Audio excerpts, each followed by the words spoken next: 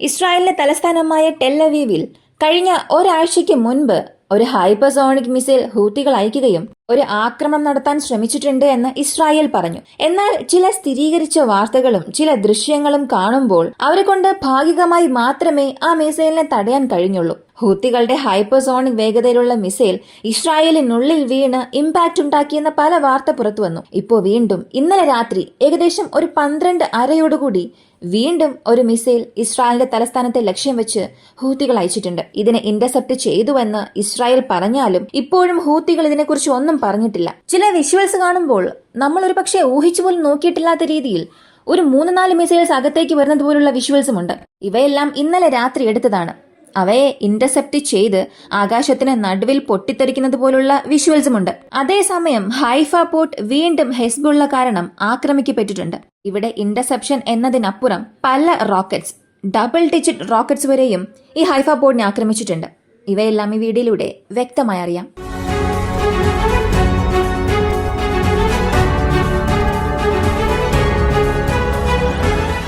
ഇസ്രായേലിന്റെ defence ministry ഒരു കാര്യം സ്ഥിരീകരിച്ചു. 8 ബില്യണിൽ കൂടുതൽ സഹായം അമേരിക്ക ഇസ്രായേലിന് നൽകാൻ പോകുന്നു. ഈ ലെബനൻ യുദ്ധത്തിൽ അല്ലെങ്കിൽ ലെബനിൽ ചെയ്യുന്ന എയർ റൈഡ്സിന് സഹായമായി നൽകാനുള്ള ഒരു അംഗീകാരം നൽകിയിട്ടുണ്ട്. ഈ ബില്യൺ ഉപയോഗിച്ച് ഒഫൻസീവ് വെപ്പൺസ് വാങ്ങും എന്ന് നമുക്കറിയാം. എന്നാൽ എങ്ങനെയുള്ള ആയുധങ്ങൾ വാങ്ങും എന്ന് ചോദിച്ചാൽ air to ground precision guide missiles എന്ന് പറയുമല്ലോ, ഇങ്ങനെയുള്ള ആയുധങ്ങളാണ് ഇസ്രായേലിന് അധികമായി അമേരിക്ക നൽകാൻ പോകുന്നു എന്നും പറയുന്നു. ഒരു വശത്ത് സീസ് ഫയറിനായിട്ടുള്ള സംസാരങ്ങൾ നടക്കുന്നു, മറ്റൊരു വശത്ത് അമേരിക്കയുടെ ആയുധം ഇസ്രായേലിലേക്ക് വരുന്നു. ഇങ്ങനെ ഇവിടെ ആരുടെ ബിസിനസ് വലുതായി പോയാലും ഇല്ലെങ്കിലും അമേരിക്കയുടെ ആയുധ വിൽപ്പന എന്നത് റഷ്യ ഉക്രൈൻ ഭാഗത്തും നന്നായി തന്നെ പോകുന്നുണ്ട്. ഇസ്രായേൽ പാലസ്തീൻ ഈ ഒരു പ്രശ്നത്തിലും നന്നായി തന്നെ പോകുന്നുണ്ട്. ഫ്രാൻസിന്റെ പ്രതിരോധ മന്ത്രാലയം ഒരു കാര്യം സ്ഥിരീകരിച്ചു. 87 വയസ്സുള്ള ഒരു ഫ്രഞ്ച് വൃദ്ധൻ ലെബനിലുണ്ടായിരുന്നു. ഇസ്രായേലിന്റെ വ്യോമാക്രമണം നടന്നതിനു ശേഷം അദ്ദേഹം മരിച്ചു എന്ന വിവരം പറഞ്ഞു. ഇസ്രായേൽ ആണോ അദ്ദേഹത്തെ ആക്രമിച്ചത് അല്ലെങ്കിൽ മറ്റെന്തെങ്കിലും കാരണമുണ്ടോ എന്ന് വ്യക്തമാക്കിയില്ല. എന്നാൽ ഇസ്രായേലിന്റെ എയർ സ്ട്രൈക്ക് നടന്നതിനു ശേഷം അദ്ദേഹം മരിച്ചു എന്നുള്ള ഒരു കാര്യം കൺഫേം ചെയ്തു. ഇതിനിടയിൽ ഇസ്രായേലിന്റെ വ്യോമാക്രമണം, ഇസ്രായേലിന്റെ എയർഫോഴ്സ് ബെയ്റൂട്ടിനുള്ളിൽ കടന്നാക്രമിക്കുന്നതിന്റെ ആ ഒരു വീര്യം കൂടാൻ തുടങ്ങിയിട്ടുണ്ട്. കൃത്യമായി പറഞ്ഞാൽ ബെയ്റൂട്ടിൽ നിന്നും വടക്കൻ ഭാഗത്ത് 70 കിലോമീറ്റർ, മറ്റൊരു ദിശയിൽ 30 കിലോമീറ്റർ വരെയും ഇസ്രായേലിന്റെ വ്യോമസേന പ്രവേശിച്ച് ഒരാക്രമണം നടത്തിയിട്ടുണ്ട്. ലബനനിലെ വിദേശകാര്യമന്ത്രി പറഞ്ഞത് ഉടൻ തന്നെ ഒരു സീസ് ഫയർ കൊണ്ടുവരിക. ഇസ്രായേൽ ലബനനുള്ളിൽ വളരെ മോശമായ എയർ റൈഡ്സ് നടത്തിക്കൊണ്ടിരിക്കുകയാണ്. ഇങ്ങനെ വിടുകയാണെങ്കിൽ മരണസംഖ്യ എന്നത് ഗാസയിൽ വർദ്ധിക്കുന്നത് പോലെ ലബനനിലും വർദ്ധിക്കും. ലബനനെ ഒരു മഹാദുരന്തത്തിൽ നിന്നും ലോക സമൂഹം രക്ഷിക്കണം. ഈ ലോക സമൂഹം സംരക്ഷിച്ചില്ല എന്നുണ്ടെങ്കിൽ വീണ്ടും ഒരു ദുരന്തം ലബനനിൽ സംഭവിക്കുമെന്നുള്ള അദ്ദേഹത്തിന്റെ ആശങ്ക അവിടെ വെളിപ്പെടുത്തി. എന്നാൽ ഇതൊന്നും ഇസ്രായേൽ കേൾക്കുന്നത് പോലെയേ തോന്നുന്നില്ല. ഒരു സീസ് ഫയറിന് ഇസ്രായേൽ ഇവിടെ തീർച്ചയായും സമ്മതിക്കില്ല. അമേരിക്കയുടെ ഒരുപാട് ഒഫീഷ്യൽസ് ഇപ്പോൾ പറയാൻ തുടങ്ങിയത് സീസ് ഫയറിന് ഇസ്രായേൽ സമ്മതിച്ചില്ല എന്നുണ്ടെങ്കിൽ വീണ്ടും ഈ ഒരു യുദ്ധം വലുതാവുകയായിരിക്കും ചെയ്യുന്നത്. ഹിസ്ബുള്ളയും ഇസ്രായേലും നേരിട്ട് ഒരു യുദ്ധം നടക്കാനുള്ള ഒരു സാധ്യതയായി അത് മാറുമെന്ന്. പക്ഷെ എന്ത് പറഞ്ഞാലും ഇസ്രായേൽ അത് കേൾക്കില്ല. ഈ 8 ബില്യൺ സഹായം വന്നതിനു ശേഷം വീണ്ടും അവരുടെ ആക്രമണം, അറ്റാക്കിംഗ് പൊസിഷൻസും മാറും. വീണ്ടും ഒരുപാട് ഒഫൻസീവ് ചെയ്യാൻ പോകുന്നുവെന്നുള്ളത് മാത്രം നമുക്ക് വ്യക്തമായി മനസ്സിലാക്കാം. ഇനി പലരുടെയും ഒരു സംശയം, എന്തുകൊണ്ട് ഇറാൻ ഡയറക്റ്റ് ഹിസ്ബുള്ളയെ സപ്പോർട്ട് ചെയ്യണം? ഒരു പ്രോക്സി മാത്രമല്ലേ അവർ? എങ്ങനെ അവരുടെ ബാക്കപ്പ് സപ്പോർട്ടായി ഇറാന് നിൽക്കാൻ സാധിക്കുമെന്ന്? ഇവിടെ ശ്രദ്ധിക്കേണ്ടത് അലയ്ക്കും പ്രോക്സിക്കും ഒരുപാട് വ്യത്യാസമുണ്ട്. ഇറാൻ ഇതുവരെയും ഹിസ്ബുള്ളയെ പറഞ്ഞിട്ടുള്ളത് ഇറാന്റെ ക്ലോസസ്റ്റ് സപ്പോർട്ടിലുള്ള ഒരു അലയായി മാത്രമേ പറഞ്ഞിട്ടുള്ളൂ. അങ്ങനെയുള്ളപ്പോൾ ഇസ്രായേലിന് ഇത്രത്തോളം സഹായമെല്ലാം വന്നുകൊണ്ടിരിക്കുമ്പോൾ ഹിസ്ബുള്ളയ്ക്ക് ഇറാനിൽ നിന്നും ആയുധങ്ങൾ സഹായം പോകുന്നോ എന്ന് നോക്കിയാൽ ഡയറക്റ്റ് റൂട്ട്സ് ഒന്നും തന്നെ ഇല്ല. സീക്രട്ടായ വഴിയിൽ ചില ആയുധങ്ങൾ നൽകിയാലും കൂടുതൽ ആയുധങ്ങളോ അല്ലെങ്കിൽ വലിയ ആയുധങ്ങളോ ഇറാനെ കൊണ്ടിപ്പോൾ നൽകാൻ കഴിയുന്നില്ല. മറ്റു ചിലർ പറയുന്നത് ഇസ്രായേൽ സെറ്റ് ചെയ്തിട്ടുള്ള ഒരു ട്രാപ്പാണ് ഇതെന്ന്. ഈ സമയം ഡയറക്റ്റ് ഇറാൻ ഇവിടെ ഇൻവോൾവ് ആകുന്നുണ്ടോ ഇല്ലയോ എന്ന് ഇസ്രായേൽ പരീക്ഷിക്കുകയാണ്.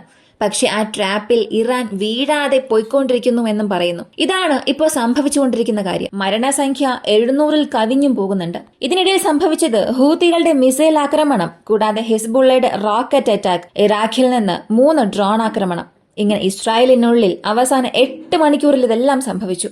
ഓരോന്നായി നമുക്കിപ്പോൾ അറിയാം. കൃത്യമായി പറഞ്ഞാൽ രാത്രി 12:30 ടെൽ അവീവിന് ചുറ്റുമുള്ള 60-ലധികം പ്രദേശങ്ങളിൽ എയർ റെഡ് അലാറം മുഴങ്ങാൻ തുടങ്ങി. ഈ അലാറം ഒരു 5-10 മിനിറ്റോളം നീണ്ടുപോയി. ഇസ്രായേലിലെ തലസ്ഥാനം മുഴുവനും വലിയൊരു പരിഭ്രാന്തി നിറഞ്ഞ സാഹചര്യമുണ്ടായി. 12:30 മുതൽ 1:40 ഏകദേശം 1 മണിക്കൂറോളം ഈ ഒരു പരിഭ്രാന്തി ഇസ്രായേലിനുള്ളിൽ ഉണ്ടായെന്ന് ഒരുപാട് സോഴ്സസ് പറയുന്നു. ഇത് എന്തുകൊണ്ട് സംഭവിച്ചു, അവിടെ എന്ത് പ്രശ്നമാണ് ഉണ്ടായത് എന്ന് നോക്കുമ്പോൾ യമനിലുള്ള ഹൂത്തികൾക്ക് ഇതിൽ വലിയൊരു പങ്ക് തന്നെയുണ്ട്. കഴിഞ്ഞ ആഴ്ച ഹൈപ്പർസോണിക് മിസൈൽസ് ഉപയോഗിച്ച് ആക്രമിച്ചു എന്ന് പറഞ്ഞു. അതിനെക്കുറിച്ചുള്ള സ്റ്റേറ്റ്മെന്റ് ഒന്നും പിന്നെ പുറത്തുവിട്ടില്ല. എന്നാൽ IDF കൺഫേം ചെയ്തു യമനിൽ നിന്നും ഒരു സർഫസ് ടു സർഫസ് മിസൈൽ ഇസ്രായേലിനെ നോക്കി ലോഞ്ച് ചെയ്തു എന്ന്. എന്നാൽ ഈ സമയം ഇപ്പോൾ നടന്ന ആക്രമണത്തെക്കുറിച്ച് IDFന്റെ സ്റ്റേറ്റ്മെന്റിൽ പറഞ്ഞത് ഇസ്രായേലിന്റെ എയർ ഡിഫൻസ് സിസ്റ്റം നെറ്റ്വർക്ക് 12:25 ഇസ്രായേലിന്റെ വ്യോമാതിർത്തിക്ക് അടുത്ത്, അപ്പോഴും അകത്തേക്ക് കടന്നിട്ടില്ല. അങ്ങനെ അതിർത്തിക്ക് അടുത്ത് യമനിൽ നിന്നും തിരിച്ച ഒരു മിസൈൽ ഈ ഒരു എയർ സ്പേസ് വയലേറ്റ് ചെയ്യാനായി അകത്തേക്ക് വരുന്നുണ്ട്. ഇങ്ങനെ വരുന്ന മിസൈൽ അതിന്റെ വേഗത, അതിന്റെ ട്രജക്ടറി കാൽക്കുലേറ്റ് ചെയ്യുമ്പോൾ ടെൽ അവീവിന് ചുറ്റുമുള്ള പ്രദേശം ഏകദേശം ഒരു 2-3 കിലോമീറ്ററിൽ എവിടെ വേണമെങ്കിലും വീണ് പൊട്ടിത്തെറിക്കാം എന്ന ഒരു പോസിബിലിറ്റി പറഞ്ഞു. അതിനാൽ അവിടെ ഉടൻ തന്നെ എയർ റെഡ് അലാറം ഞങ്ങൾ ആക്ടിവേറ്റ് ചെയ്തു. പുറത്തുള്ള ജനങ്ങളെ സംരക്ഷിക്കാൻ ബോംബ് ഷെൽട്ടറിലേക്ക് പോകാനുള്ള ഒരു പ്രഖ്യാപനവും ഞങ്ങൾ കൊടുത്തു. എന്നിട്ട് ആ ഒരു മിസൈൽ ഇസ്രായേൽ എയർ സ്പേസിനുള്ളിൽ നുഴയുന്നതിന് മുൻപ് തന്നെ എയ്റോ 2 പ്രതിരോധ സിസ്റ്റം വഴി, ബാലിസ്റ്റിക് മിസൈൽ പ്രതിരോധ സിസ്റ്റം വഴി ആകാശത്തിന് നടുവിൽ വെച്ച് തന്നെ ഇന്റർസെപ്റ്റ് ചെയ്തതിനു ശേഷം അത് ഇസ്രായേൽ എയർ സ്പേസിനുള്ളിലേക്ക് നുഴയുന്നതിന് മുൻപ് തന്നെ നശിപ്പിക്കപ്പെട്ടു. യമൻ എത്രയും പെട്ടെന്ന് ഇതിനുള്ള പ്രത്യാഘാതം അനുഭവിക്കും. യമന്റെ പോർട്സ് എല്ലാം അവർ സംരക്ഷിക്കുക. ഇസ്രായേലിനെ അവർ ഇങ്ങനെ ചൊറിഞ്ഞുകൊണ്ടിരിക്കുകയാണെങ്കിൽ, ഇത്രത്തോളം ഒരു വലിയ പരിഭ്രാന്തി നൽകുന്ന രീതിയിൽ ഇസ്രായേലിനെ ട്രിഗർ ചെയ്താൽ ഇതൊന്നും യമന് നല്ല കാര്യമായിരിക്കില്ല എന്ന് ഒരു മുന്നറിയിപ്പും അവർ നൽകി. ഈ മിസൈലിനെ കൊണ്ട് യാതൊരു പ്രശ്നവുമില്ല എന്നും അവർ പറഞ്ഞു. ഒരു മിസൈൽ മാത്രമേ അകത്തേക്ക് വന്നു എന്നും പറയുന്നു. എന്നാൽ മറ്റൊരു ഭാഗത്ത് ഹൂത്തികളുടെ സ്റ്റേറ്റ്മെന്റ് ഒന്നും തന്നെ പുറത്തു വന്നില്ല. അവരുടെ സ്പോക്സ് പേഴ്സണോ അല്ലെങ്കിൽ ലീഡറോ ഇപ്പോഴും ഒന്നും തന്നെ പറഞ്ഞിട്ടില്ല. എന്നാൽ ചില ഫൂട്ടേജസ് പുറത്തു വന്നു. എല്ലാം വെരിഫൈ ചെയ്ത ഫൂട്ടേജസ് ആണ്.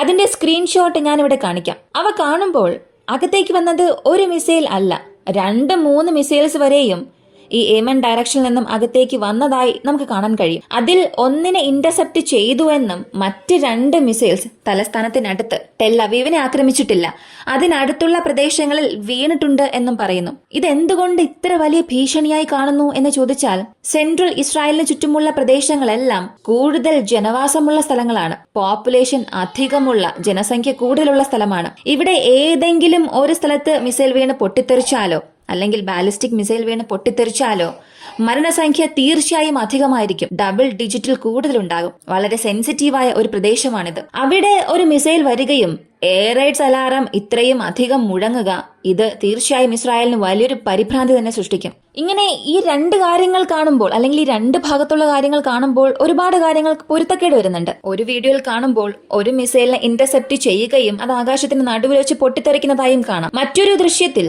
2-3 മിസൈൽസ് വരെയും അകത്തേക്ക് വന്നതിന്റെ ദൃശ്യങ്ങളുമുണ്ട്.